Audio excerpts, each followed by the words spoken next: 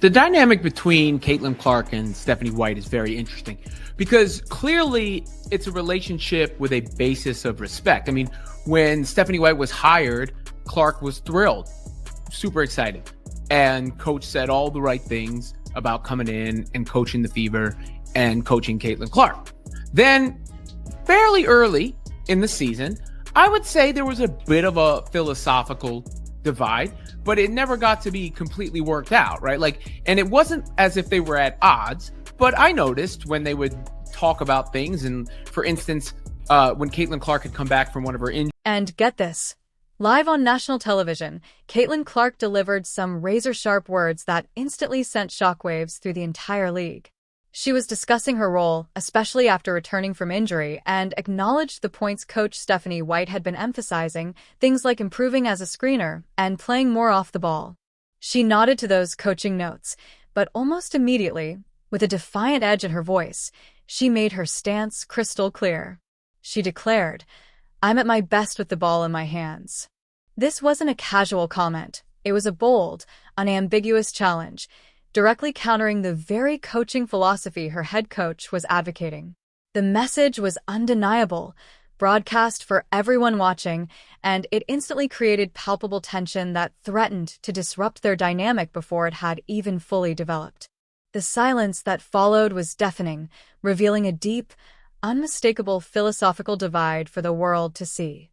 And it wasn't as if they were at odds, but I noticed when they would talk about things, and for instance, when Caitlin Clark had come back from one of her injuries and Ari McDonald was there and they were asking about playing together, and Clark referenced some of the talking points Stephanie White has made, like being a better screener, about playing off ball, but then she, reiterated that she's at the best with the ball in her hands. And that reminded me of when I was there for the Liberty game, the first Liberty game that Clark got hurt in, not the one that she came back and exploded in. And before that game, there was a little bit of a hint of, The initial hiring of Stephanie White by the Fever had been met with tremendous excitement, particularly from Caitlin Clark, who was reportedly overjoyed by the decision. White arrived making all the right promises, vowing to coach the Fever with passion and, importantly, to fully support her superstar player. On the surface, it seemed like the perfect match. But here's the twist. That honeymoon period was shockingly brief, dissolving early in the season.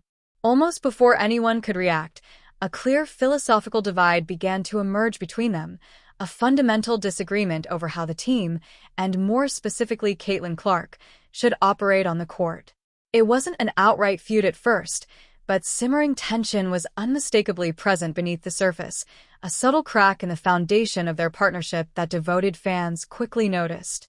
The early respect was real and undeniable, yet those cracks appeared almost immediately, signaling deeper, more complex issues looming on the horizon.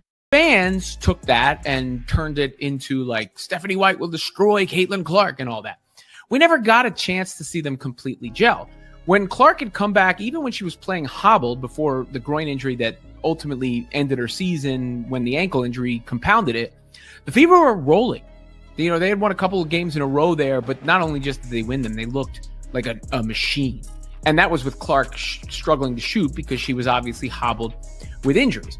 But then when the Fever go on and they win without Caitlin Clark, and clearly Stephanie White proves she's a hell of a coach, and the rest of the team steps up, The first major public sign of this growing divide came when Clark, still recovering from an injury, was directly questioned about her role, particularly alongside teammate Erica Wheeler. She gave the expected responses, acknowledging White's instructions about playing off the ball and improving as a screener. But in that moment, the real Caitlin Clark, the fiercely competitive, self-assured player, shone through. She doubled down on her personal philosophy, asserting with absolute confidence that her peak performance came when she controlled the ball, drove the offense, dictated the tempo, and served as the primary orchestrator. This wasn't a casual preference. It was a firm, definitive statement of her identity as a player, seemingly at odds with the team's strategy White was implementing. It felt less like adaptation or accepting a new role, and more like a quiet yet very public rejection of the path her coach was trying to establish. go on and they win without Caitlin Clark, and clearly Stephanie White proves she's a hell of a coach, and the rest of the team steps up. Clark celebrated in that moment. And I know for a fact that they have a good relationship, right? So it's just intriguing because they never got a chance to fully flesh out their on-court relationship. They have a great off-court relationship, and so much has been made of their relationship since without us having a chance to actually see the substance. And then when Stephanie White says anything, it gets run with, like when she had talked about how important Kelsey Mitchell was to the team. I don't even forget. Here's what's fascinating. This public exchange actually mirrored an earlier, more subtle confrontation that occurred before a pivotal game against the Liberty. White had once again emphasized the importance of Clark playing off the ball, presenting it as a way to give her a necessary break and, critically, to improve the team's overall offensive flow. It sounded reasonable, right? Yet Clark's response, while polite, carried the same subtle undertone of resistance. She acknowledged the potential benefits, a brief respite, support for the team, but quickly returned to her firmly held belief that she performs best and has the greatest impact when she is orchestrating the offense with the ball in her hands. At that moment, it became unmistakably clear that this wasn't merely a tactical discussion or a minor difference of opinion. This was a fundamental clash of basketball philosophies, a genuine power struggle simmering beneath the surface, ready to boil over at any moment. And then when Stephanie White says anything, it gets run with, like when she had talked about how important Kelsey Mitchell was to the team. I don't even forget the exact comments, but it was the most innocent comment ever, especially when they're trying to re-sign Kelsey Mitchell in free agency. But it's like, wow, she didn't say Caitlin Clark was the be-all, end-all of everything all the time, and therefore she, hates her. But regardless, Stephanie White was on with Sue Bird on her Bird's Eye View podcast and specifically talked about Caitlin Clark and said some things that I think fans will like to hear, especially coming from her. How important was it to forge that relationship with her? Naturally, fans and the media immediately latched onto these nuanced exchanges, inflating them, if we're being honest, into a full-blown narrative of conflict. That philosophical divide we've discussed was quickly sensationalized, with headlines insinuating that Stephanie White was actively undermining Caitlin Clark's game or, worse, attempting to stifle her once-in-a-generation talent. Public perception of the team shifted almost overnight, moving from seeing them as a cohesive unit to viewing the organization as riddled with internal tension. Every comment, every subtle gesture from either side, was dissected under a microscope, amplifying the immense pressure on both the coach and her star player. The absence of any clear public resolution only added fuel to the fire, transforming what might have been minor, everyday disagreements into perceived major power struggles, all unfolding under the relentless scrutiny of national attention. That I think fans will like to hear, especially coming from her. How important was it to forge that relationship with her for all the reasons? I mean, really important. I'd had just a little bit of a relationship with Caitlin from calling her games a number of times, when she was in college. But it was very important. Look, she's obviously the centerpiece of everything that we do. And most importantly for me was just connecting and building trust. I don't know how she does what she does and handles it so gracefully. I'm not sure, myself as a. Finally, Stephanie White had her long-awaited opportunity to address the swirling speculation, appearing on Sue Bird's popular Bird's Eye View podcast. And she did not hold back for a second. This was her moment, her definitive response. It wasn't a shouting match or heated argument, but a firm, articulate declaration of her coaching philosophy, directly countering the perceived criticisms of her methods. She truly emphasized, the critical importance of building a deep, trusting relationship with Clark, not merely acknowledging her as a superstar, but recognizing her as a player who needed to be challenged and developed to reach her full potential. White's words were a clear, strategic response, a deliberate assertion of her authority and vision amidst intense public scrutiny, laying out her uncompromising coaching principles for everyone to see and understand. But I'm going to be honest, and I think that I certainly appreciate that about her. And I'm also the same kind of psycho that she is in terms of like competitiveness. Now it comes out in different ways. But we both just really want to win, and we want to set ourselves and our teammates up for success. And so it was really important for me, right away with her. So a few important things I think that were said there. Number one was she's the centerpiece of everything that we do. So that will be received really well out there amongst CCFC. And it's right? Everybody knows that, both on the basketball court and from the... On that same podcast, White delivered another striking statement, one that at first seemed to contrast with the underlying tension. She said, and I quote, "She's obviously the centerpiece of everything that we do." This was an unmistakable acknowledgement of Clark's immense importance, not only her elite skill on the court, but also her massive influence as a premier business driver for the league. Yet here's where it gets intriguing. This seemingly conciliatory remark was immediately followed by White's core coaching principle, delivered with absolute conviction. She continued, "I'm a firm believer that you have to coach and challenge your best players." This was no concession or retreat. It was a bold declaration. White made it clear that Clark's status as the team's undisputed centerpiece did not exempt her from rigorous coaching. If anything, it demanded it. In doing so, she set a firm boundary and an unmistakable expectation for what leadership truly entails, especially when guiding a team built around a generational talent. To her a little bit, because she had a little bit of that Michael Jordan, Kobe Bryant DNA in her. And that's a great combination. So it's exciting to see how it goes going forward, because they didn't have a chance. They like each other. They trust each other. They're both great at what they do. So it's hard to see it not working out. And Caitlin, seeing what the team was able to do without her, that's got to be helpful in a certain sense, to know what they're capable of. And then them knowing what they're capable of without her, and then knowing what she is capable of. Stephanie White never minced words describing her coaching style. She openly characterized herself as an incredibly honest, brutally transparent coach, emphasizing that direct communication, though it might occasionally ruffle feathers, was essential for cultivating genuine trust within the team. This wasn't optional. She stressed that it was a non-negotiable expectation for every player, and especially for her star, Caitlin Clark. White's directive was unmistakable. There would be no guessing games, no hidden agendas, and any questions needed to be asked openly. Her unwavering commitment to unfiltered honesty was both a snapback at any perceived challenges to her authority and a call for an equally forthright response from every team member.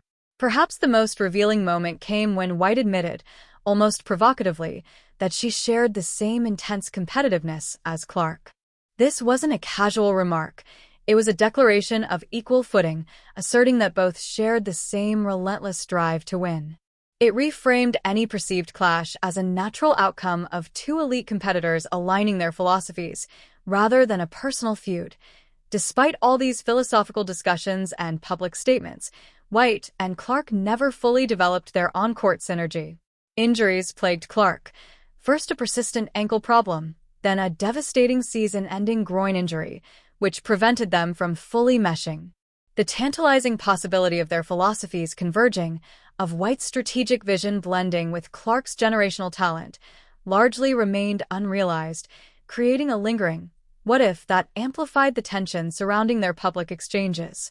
Clark, notably, has a history of subtle defiance against coaching constraints.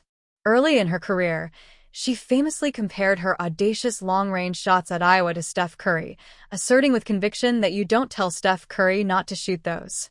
This mindset reflected a deep self-belief, almost instinctual resistance to being confined by conventional coaching wisdom, and foreshadowed her approach to White's directives. She consistently demonstrates a willingness to stand her ground when she trusts her instincts and her unique talent. White's philosophy, conversely, focused on Clark's development, specifically challenging her preferred ball-dominant style. She pushed Clark to improve off-ball movement, become a stronger catch-and-shoot threat, and develop the awareness to share ball control effectively with teammates. These weren't minor tweaks. They were fundamental adjustments demanding Clark evolve beyond her established playing identity. White's insistence on these points acted as a strategic countermove to Clark's prior assertions about knowing her best play, creating a remarkable turning point in their dynamic. Another subtle yet powerful statement came when the Fever began winning without Clark. Despite her absence or limited mobility, the team operated like a well-oiled machine, stringing together impressive victories. This period validated White's coaching prowess, her ability to adapt, and the unexpected depth she cultivated within the roster. The team's success, while undoubtedly a confidence booster for Clark, also quietly affirmed White's strategic methodology, proving the potential for collective strength even in the absence of the league's brightest star. Clark's legendary competitive drive, often likened to Michael Jordan or Kobe Bryant, added another layer to the dynamic. Coaches Lisa Blutter and Jan Jensen from Iowa frequently remarked on the sheer effort required to reach her in practice due to her defiant intensity. This innate competitiveness, which White herself identified with, explains why Clark occasionally resisted directives she perceived as hindering her path to victory. These actions weren't rooted in malice, but in an unyielding belief in her abilities, fueled by the same obsessive drive for success that defines basketball legends. Even innocuous comments from White were amplified in the public eye, twisted into perceived slights against Clark, adding immense pressure to their already complex relationship.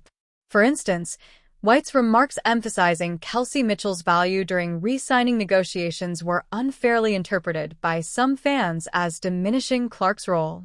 This scrutiny forced White to navigate a minefield where every word carried exaggerated weight, complicating their delicate rapport. Despite these philosophical tensions and perceived slights, trust began to form. Clark publicly supported White during the Fever's strong run, even while sidelined by injury, signaling that beneath tactical disagreements existed a genuine mutual respect. White highlighted that earning Clark's trust was essential before she could challenge her effectively, demonstrating a deeper understanding that went beyond public friction. White's coaching during the season, particularly her ability to manage Clark's injuries while leading the team to success, proved her leadership and strategic acumen. She cultivated a winning culture and maintained cohesion, even in the absence of her star player, silently refuting critics who doubted her capability to guide a high-profile team. The ultimate challenge for White wasn't simply coaching a generational talent, but integrating her into a system where she could excel individually while elevating her teammates. White consistently emphasized that Clark needed to trust her teammates and relinquish control at strategic moments, counterbalancing Clark's ball-in-hand philosophy. This approach wasn't an insult to Clark's talent, but a calculated strategy to promote holistic team collaboration. By embracing a more balanced offensive system, Clark could amplify her brilliance while enhancing the team's overall effectiveness, positioning the Fever for potential dominance. The possibility of a dynasty, even after a tough loss to the Aces, was tangible yet hinged entirely on White and Clark reconciling their divergent philosophies. The Fever's unexpected success without Clark, combined with Clark's individual excellence, created a compelling dynamic. Both understood Clark's unparalleled skill, yet the question persisted: could White's insistence on growth harmonize with Clark's intrinsic need to control the game? Each move, statement, and perceived slight held the potential to shape the trajectory of the team's future. The stage was set for an unresolved drama between two intensely competitive, high-IQ athletes. Despite public clashes, there was profound mutual respect and a shared goal: winning championships. Both genuinely liked and trusted each other, yet the delicate balance between Clark's drive for possession and White's philosophy of challenging her top players remained the sport's most compelling narrative. The tension was palpable, the stakes immense, and the outcome could either forge a legendary dynasty or prolong a captivating clash of titans.